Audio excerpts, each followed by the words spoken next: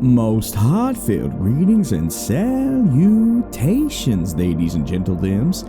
I eagerly welcome you to Sturgeon's most premier station, Dusk Light Radio, hosted by yours truly, the rugged yet regal, rounded but reckless and tortuously tempting Everett J. Blackwell. Now, I know you're used to my usual spiel, but in order to bring you some more transmissions, we'll be providing a slightly shorter version, just to ensure that we can still provide our unique Dusklight brand, thank our patrons, and, most importantly, promote the authors we work with. You can, as always, skip these intros using the timestamp below. Oh, and before I forget, I was passed on a little bit of information by our janitor, TJ. He wanted to explain why Dusklight's transmissions have slowed down a little bit over the last few weeks. Unsurprising there for long-time listeners. He's attached a little vlog video from his Instagram at @TheTJLee. It'll be linked in the description below. If you like what you see and want to follow his wrestling and riding journey for Sturgeon, you can follow him there. This is the second chapter of our Tortoises and Tarot series, as transcribed by Janitor Supremo TJ Lee. As a result, our usual Blackwell transmissions are going to be a little bit shorter because we're going to put them all into one beautiful miasma of a compilation video. So hopefully you will enjoy what is coming next. Special thanks must be given first to Mandy Mo for the original beauteous image you see of me when you look at our page, to Sir Gorky for the brand new rendering of yours truly and the truly, accurately horrifying rendition of our humble studio, to Dark Somnium for being such a gracious yet terrifying sponsor of the channel, and lastly, our music is sourced and provided by Crowd Chamber, Invato Elements, and Dark Somnium with gracious thanks. If you enjoy these intros and want to see more, please ensure you've got notifications on and leave a comment for every video you encounter. With that, the sun has set and dusk has crawled into the studio once more. Whether you're working, prepping to sleep, or evading the formless void that will one day consume us all, Blackwell is here to soothe your ears and captivate your soul. Now, close your eyes and take a deep breath. The scene has been set and the light is on. It's time to walk towards it.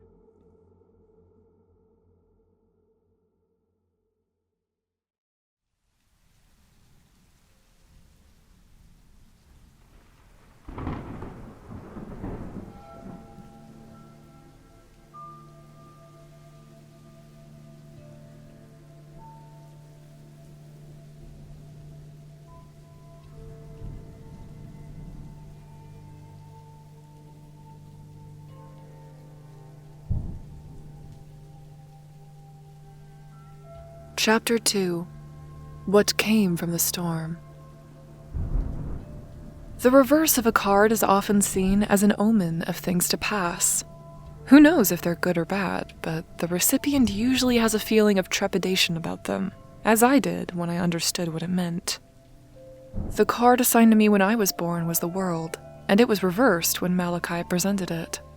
I'm one of 5 members of the Williams family with reversed versions of our cards. My cousin Terence was born with a reversed Hermit. My auntie Millicent came with reversed Empress. Uncles Reginald and Raymond unfortunately had the reverse Lover's card. Terence spent most of his life in a mental institution due to his constant claims that demons followed him wherever he went, telling him to do awful things. He died in a straitjacket after prolonged electrotherapy in the 1930s. Millicent saw complications in childbirth that led to a difficult pregnancy. She suffered from postpartum depression and eventually jumped from the top of our estate roof with their baby in her arms. He was assigned the original Tower card. To my knowledge, that is the only time the card was reused, and explains Auntie Minerva's devil-may-care attitude. She probably knew what was coming. Lastly, twins Reggie and Ray were complete opposites and refused to spend any time together. One weekend, a vicious storm rolled in, and they were holed up in our parlor together for 2 days. They turned on their heels and shot each other after 5 paces. I've taken some steps and put salt around Malachi's room and my bed, which I've moved into his enclosure on the ground floor. I don't like him being alone during this, and, frankly, I don't want to be either. I also put a quartz stone in my pocket, And I've started doing some digging into the family journals for the cards, but we'll get to that shortly. First, I need to tell you what happened when the storm broke and the quell came. The storm died down after a couple of hours. I was snapped awake by the guttural screeching of something inhuman outside. I jumped out of bed and, without hesitation, thanks to my good friend Adrenaline, I looked out the curtain and felt a scream rise from my gut and lodge in my throat, unable to even come out. Staring back at me, separated by a feeble sheet of paned glass, was the face of a towering, spider-like creature.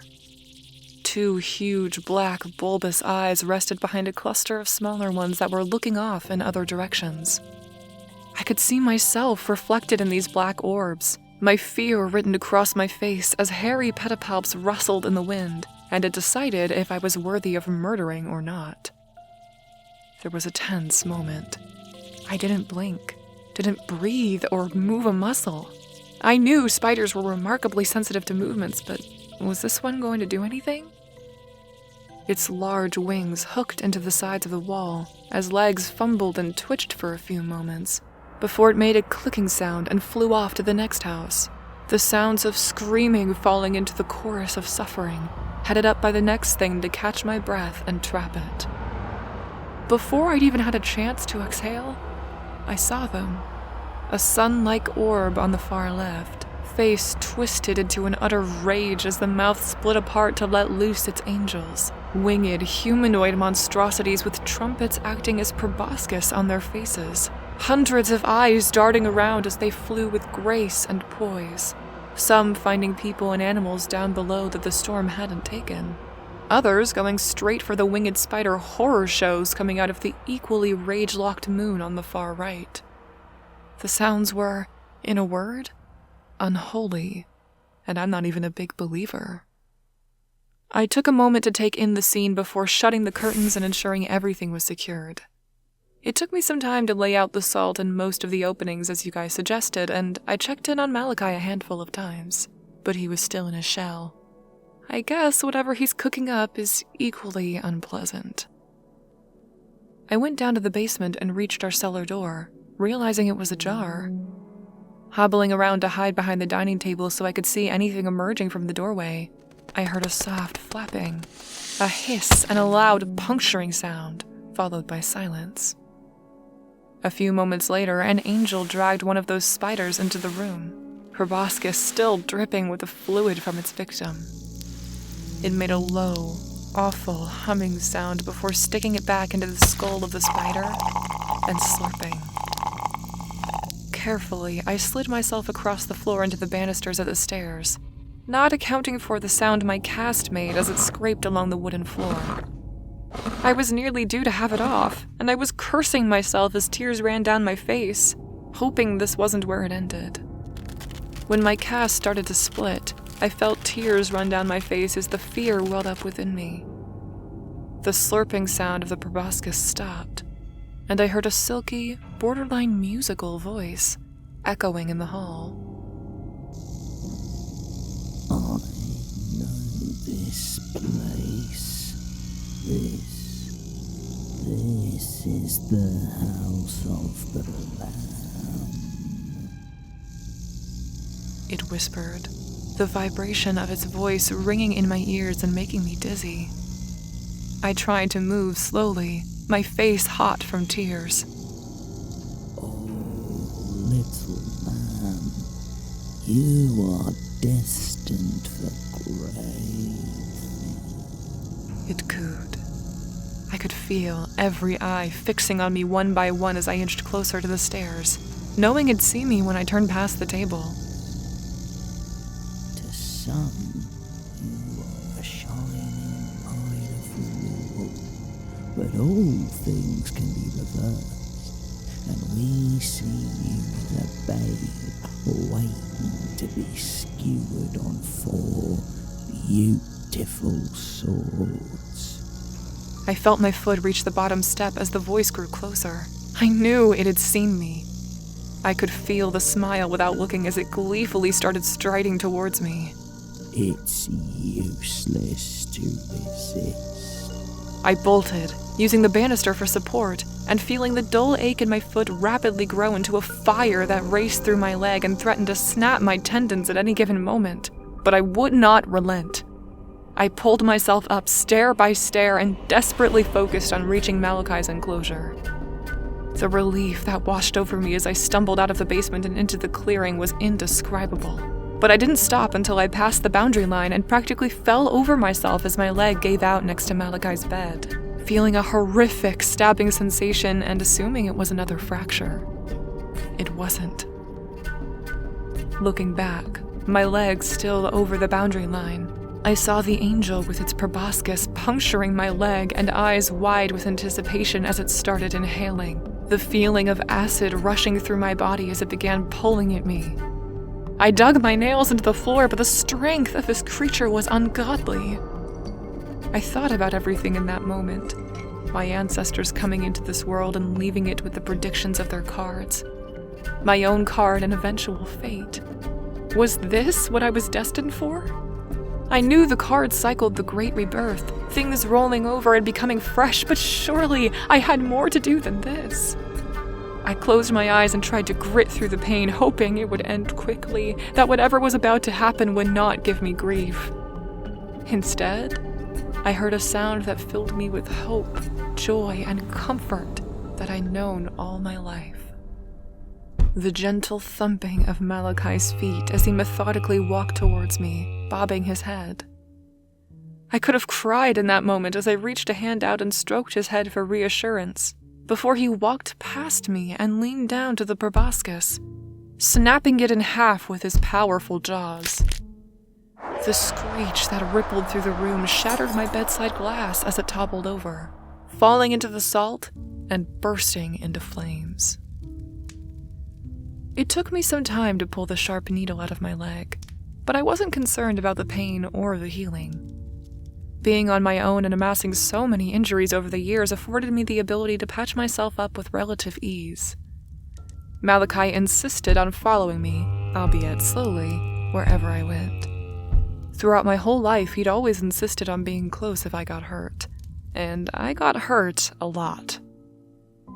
I don't know if time slowed to a crawl or if my perception of it simply waned as the damage took effect, and I tried to get some rest as the massacre raged outside, Malachi resting his head on my lap and nudging me if I felt faint and closed my eyes.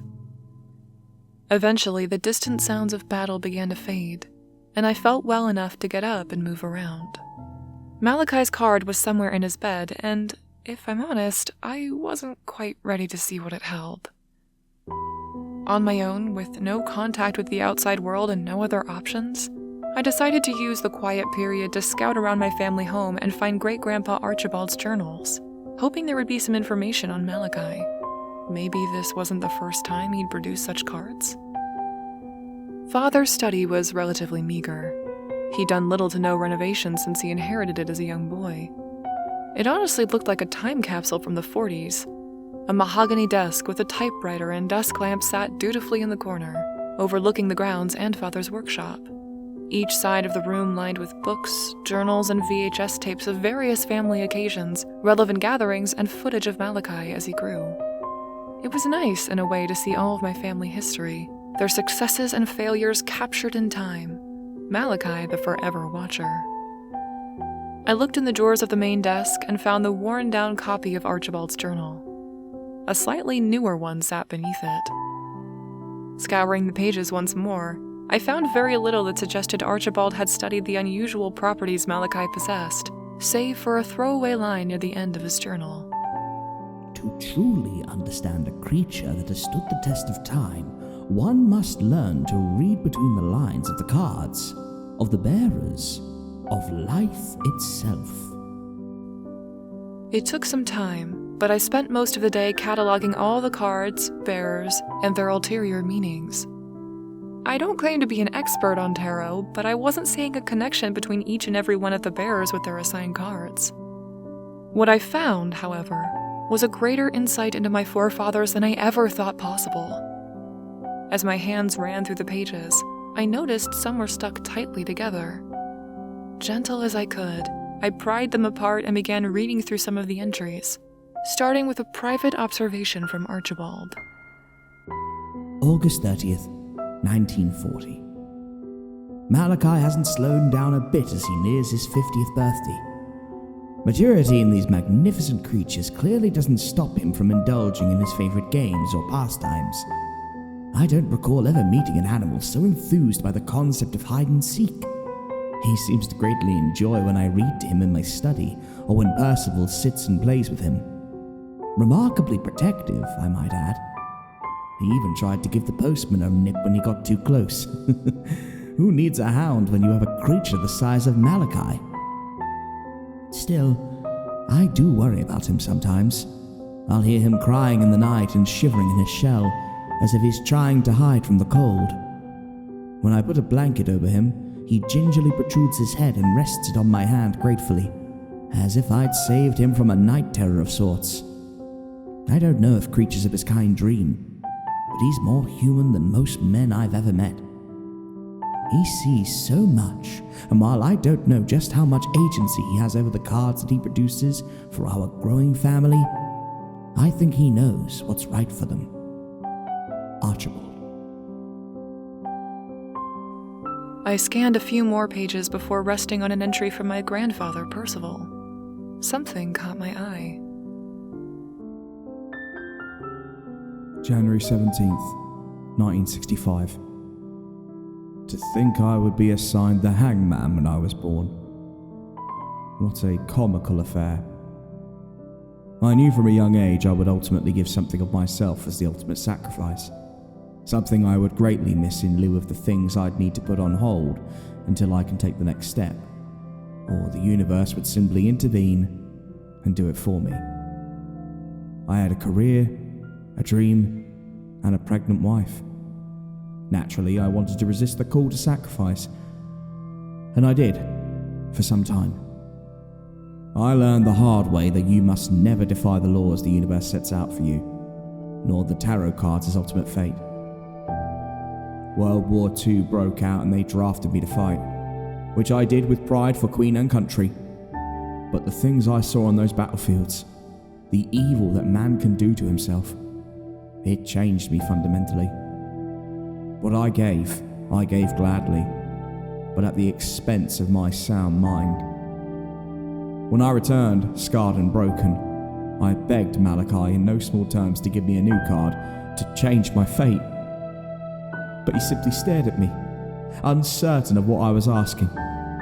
I tried reasoning with him, hoping he would understand, not knowing how this works, but trying anything to change my fate for the betterment of my family. In a moment of absolute lunacy, I did something no family member has done before or since. I ripped my card in half. In that moment, I knew I'd irrevocably damaged something. It took some time, but some weeks later I was in the study with the collection of cards assigned to their owners past and present, when I looked over my daughter Millicent's card. The Wheel of Fortune, once showing a beautiful alchemic wheel in the heavens, now was the blackened, bloodied tire of a large truck. Brain matter, bones and sinews strewn across it as the corpse of a woman was mangled inside it. I stared at it for a few moments before it shifted back. But I knew in that moment that I'd cursed her to that fate with my own hubris. I will fulfill my destiny this evening. The rope is ready, and I will go quietly into the night. Lucille, Millicent, Malachi, and my sweet baby boy. Forgive me. Percival Penthus Williams. I felt uneasy. This was something I had never expected to find.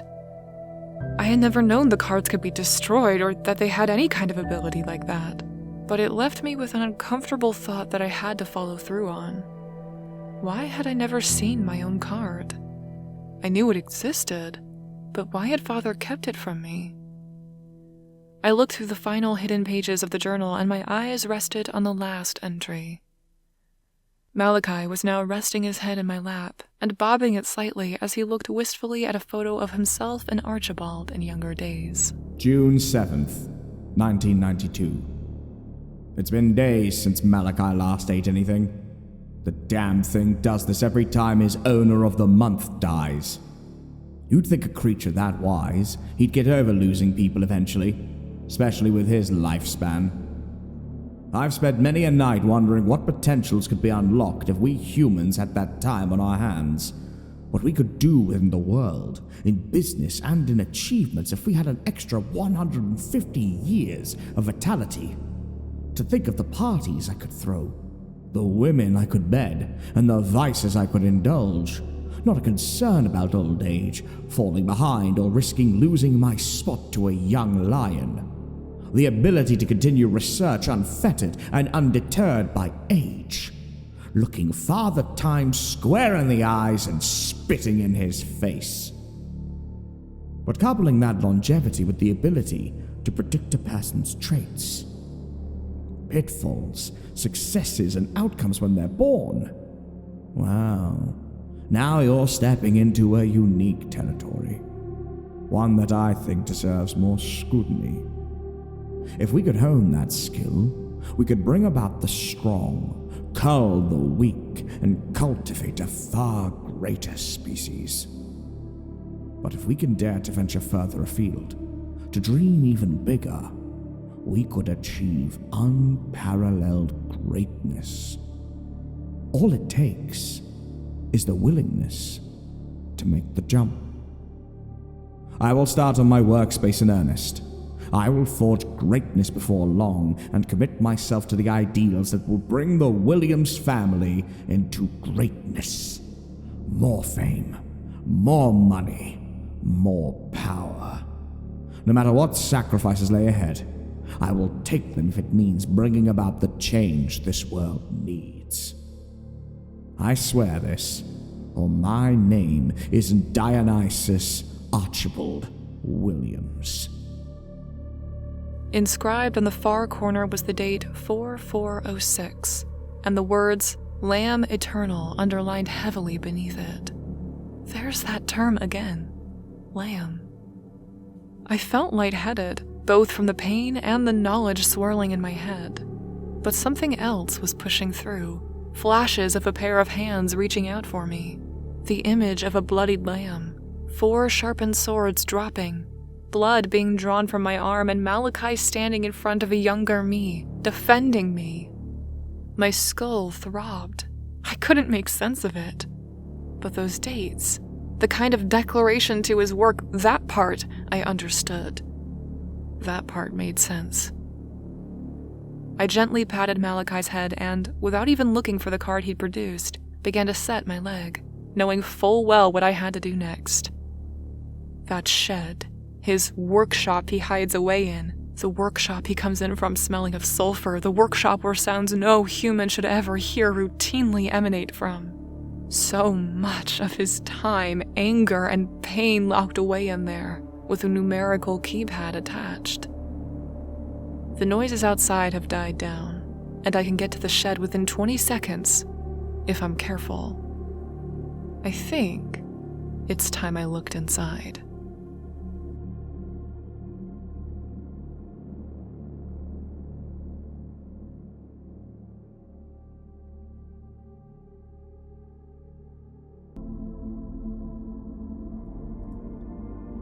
You know, I've often wondered what kind of tarot card I would receive, though I think it's worth not knowing since other members of the Blackwell family, like Tabitha Blackwell, may find out as well, and then become more emboldened to expand their otherworldly horizons. If you enjoyed this video, be sure to check out some of our other transmissions. We're adding them regularly, and we'd love to have you as part of the Dusklight family by subscribing, hitting the bell of turtles, and leave a comment with stories you'd love for my many-legged runners to find. I want to thank all of our patrons for making this possible. If you want to sign up, it's as little as $1 a month, and you get exclusive content, early access videos and stories, updates, and more. But times are tough, and we will always be grateful for support no matter what form it comes in. Financial, spiritual, corporeal, maniacal, whatever you want. It really helps us out. Oh, and please stay along to the end of the video. TJ has a special little message for you. Dusklight gives thanks to our Sturgeon faithfuls Ashabel, Haley Clark, PRDDL12, Sabrina Alexander, Jason Webb, Larry W, and newest Sturgeon to town Casper Norin, Purple Crayon Eaters Amara, Pesky Opossum, Candyman Gloving, Max, Square, Vini Von Karma, Newman Borders, Death 31, Heather Cayley, our janitors Alex Nunez, Amy Sean, Scott, Arkham Cookie, Sabila Eclipse, and newest recruit Jimmy Ricardo, our nightmare detectives Adrian Rodriguez, cop buddy Ethan Nelson, and new recruits Fox Clifford and Gianni Di Lorena, our void walkers Professor Creepypasta and Rat Squatch, and of course our ever-expanding Blackwell family, Jackal Blackwell, Clue Blackwell, Tabitha Blackwell, and Papa Kyle Blackwell. We thank you humbly for your patronage and look forward to seeing you bright and early for Dusklight orientation. Purple crayons and existential dread will be provided. And now, a little message from TJ. Alright, this is my 3-day tour. Gotta start with the cure, ready to drink. Leg 1, London Gatwick to Copenhagen, middle of the night, long journey down. Gotta get some good music in, listen to some podcasts, just taking the vibes. A promo I put up for the 3-day thing. Did that while at the airport, no excuses.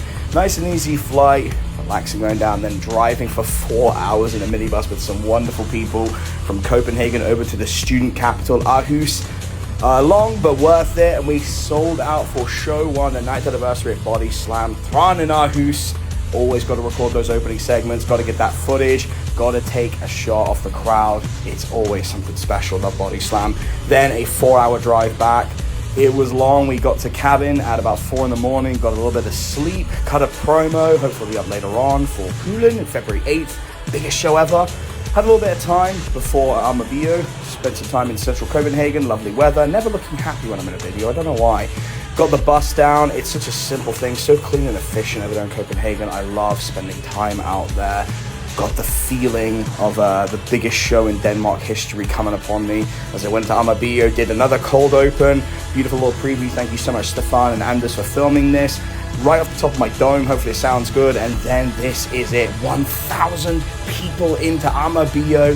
It was a record-setting event, truly special, a wonderful time. I was very, very grateful. And then there's two of my best friends, Endakara, Alice Inc., love those to the death. Then we get up early the next day, start flying back over Copenhagen, back to Gatwick. Again, a nice and easy flight. I did have some equipment stolen while I was away. Really sucks, got to figure that out. But we moved, it's okay. Get off the airport, and then it's not even a chance to breathe, getting in the car, straight over to Reading, wearing my Big Van Vader shirt. Got the most incredible burger ever from the Double Barrel Brewery for United's sold-out show, Lockstock. There's a Luna, and there is Arthur Scuro and Simon Quest, 3 of the most incredible human beings, some of the funniest commentary ever. Love those guys so fucking much.